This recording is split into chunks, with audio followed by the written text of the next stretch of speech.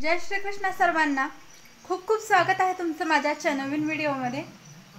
तर चला 6 वाजलेले आहेत। तर सर्वप्रथम मी देवाला दिवाही लावून घेते आणि त्यानंतर आपण भगवद्गीतेतील जो कालचा श्लोक ऐकला होता त्याच्या पुढील श्लोकही आपण जाणून घेऊयात। आणि जर माझ्या व्हिडिओमध्ये मी तुम्हाला भगवद्गीतेसंबंधी आणखीन काही माहिती सांगावी असे जर तुम्हाला वाटत असेल तर तेही तुम्ही मला विचारू शकता। त्याविषयीची माहितीही मी तुम्हाला नक्कीच सांगेन। तर चला आपण देवाला दिवाही लावून घेऊयात आणि भगवद्गीतेतील जो पुढील श्लोक आहे तोही जाणून घेऊयात। आणि बघा, आता माझा देवाला दिवा सुद्धा लावून झालेला आहे, अगरबत्तीही लावलेली आहे आणि देवापाशी असं प्रसन्न वातावरण वाटते। चला तर मग आता मी भगवद्गीतेला देखील हळदी कुंकू वाहून भगवद्गीतेचीही पूजा करून घेते आणि त्यानंतर आपण भगवद्गीतेतील पुढील जो श्लोक आहे त्या श्लोकाचा अर्थ जाणून घेऊयात। तर सध्या माझी भगवद्गीतेची पूजा सुरू आहे। भगवद्गीतेला हळदी कुंकू वाहून झालेला आहे। तर चला आता आपण जाणून घेऊयात भगवद्गीतेतील जो श्लोक आहे त्याचा अर्थ। तर श्लोकाचा अर्थ असा आहे, हे महाबाहो अर्जुना, जो द्वेष करीत नाही तसेच आपल्या कर्मफळाची आकांक्षा करीत नाही तो नेहमी संन्यासीच असल्याचे जाणावे। सर्व प्रकारच्या द्वंद्वातून मुक्त असणारा असा मनुष्य सहजपणे भौतिक बंधन पार करून पूर्णपणे मुक्त होतो। तर हा झाला श्लोकाचा अर्थ। तर चला आता आपण जाऊयात हरणीला भेटायला, बघूयात हरणी आता सध्या काय करत आहे। तर चला बघूयात काय करत आहे आपली हरणी। तर बघा इथे हरणी कशी मस्त बसलेली आहे आराम करत, एकदम शांत बसलेली आहे आणि उठली सुद्धा। त्याला माझी फारच सवय लागलेली आहे, मी आले ना की ते अशी उठून उभारते।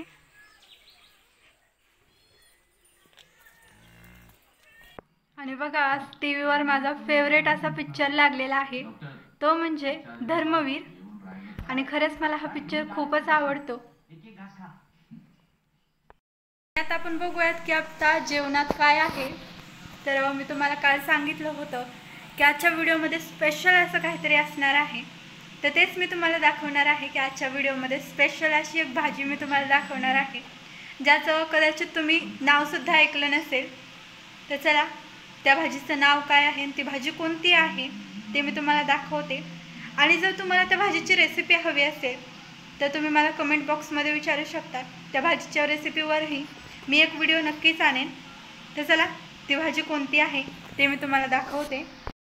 बघू शकता तुम्ही आज जेवणात स्पेशल आहे ती म्हणजे ही पाटोड्याची भाजी आणि गरमागरम अशी भाकरी।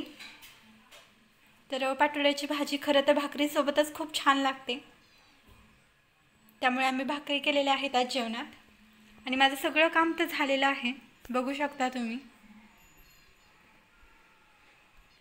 आणि जसं की मी मगाशी म्हणाले की जर तुम्हाला या भाजीचा व्हिडिओ हवा असेल, म्हणजे रेसिपीचा या भाजीचा व्हिडिओ हवा असेल तर तेही तुम्ही मला सांगू शकता। या भाजीच्या रेसिपीचाही व्हिडिओ मी तुमच्यासाठी नक्कीच आणेल। आणि या भाजीचं जर तुम्हाला आणखीन काही माहिती असेल की अशा टाईपने करायची तशा टाईपने करायची तर तेही तुम्ही मला सांगा, मी नक्कीच ट्राय करेन तशी भाजी। आणि बघा आता माझं जेवणसुद्धा झालेलं आहे। तर आज मी तुम्हाला एका नवीन पुस्तकाविषयी माहिती सांगणार आहे। ते पुस्तक आहे संभाजी महाराजांचं आणि त्या पुस्तकातले एक पेज मी नक्कीच तुम्हाला रोजच्या माझ्या या डेली ब्लॉगमध्ये त्यातले एक पेज नक्कीच वाचून दाखवेल। तर चला आपण संभाजी महाराजांविषयीची सुद्धा काही माहिती जाणून घेऊयात। तर चला बघूयात त्या पुस्तकामध्ये खरंच खास असं काय आहे। बघा हेच ते पुस्तक आहे जसं की मी तुम्हाला सांगितलं। तर चला आपण हेच पुस्तक आज वाचूया, त्याच्यातले एक पेज आणि संभाजी महाराजांविषयीही काही माहिती जाणून घेऊयात।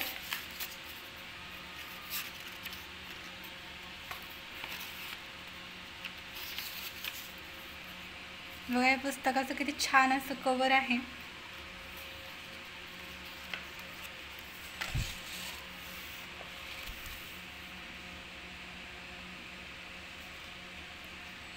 मध्यरात्री झोंबरा थंडगार वारा वाहत होता. आज काही केल्या गोदूच्या डोळा लागत नव्हता. वड्या शेजारच्या जुन्या पिंपळावरच्या डहाळ्यातून आणि बाजूच्या बांबूच्या बनात वाऱ्याची भिरभिर सुरू होती.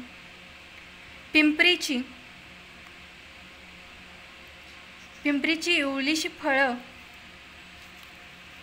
तर याचं पुढीलही आपण जाणून घेऊयात.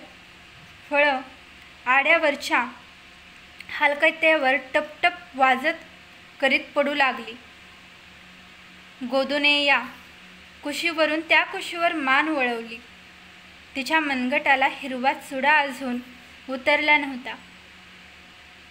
उन्हापुरता 1 महिनाच झाला असेल तिच्या लग्नाला.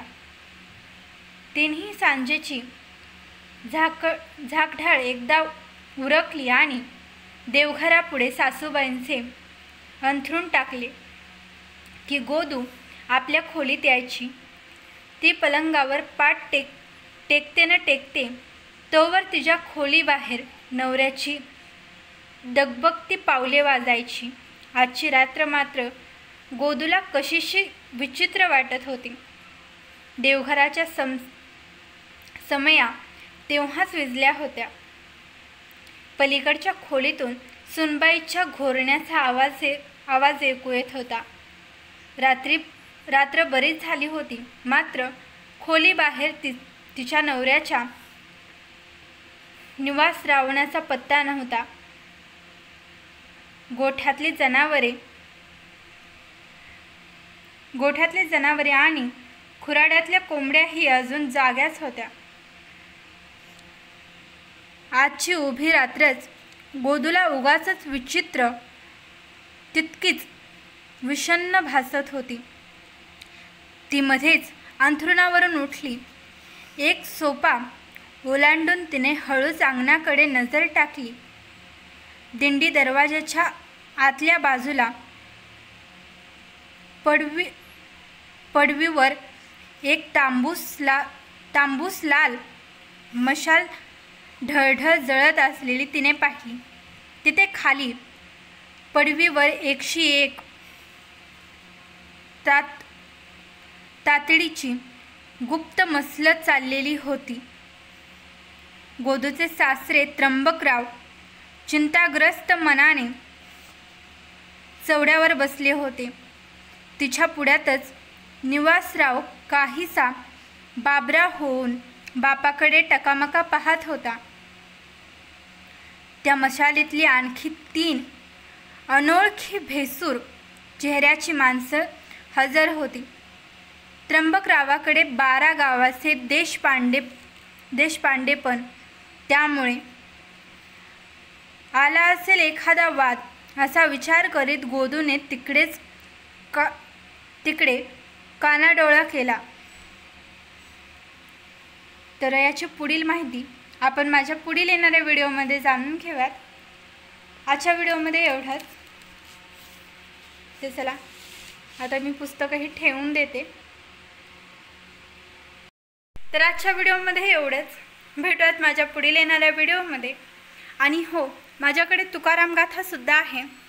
तर जर तुम्हाला तुकाराम गाथेविषयी काही माहिती हवी असेल तर तेही तुम्ही मला विचारू शकता. माझ्या पुढील येणाऱ्या काही व्हिडिओमध्ये मी तुकाराम गाथेविषयीही पुढील माहिती नक्कीच तुम्हाला सांगेन. आणि बसवेश्वरांविषयी किंवा आणखी कोणत्या महापुरुषाविषयी जर तुम्हाला माहिती हवी असेल तर तेही तुम्ही मला विचारू शकता निसंकोचपणे. तर चला भेटूयात माझ्या आता पुढील येणाऱ्या व्हिडिओमध्ये. तोपर्यंत जय श्री कृष्णा, जय श्रीराम.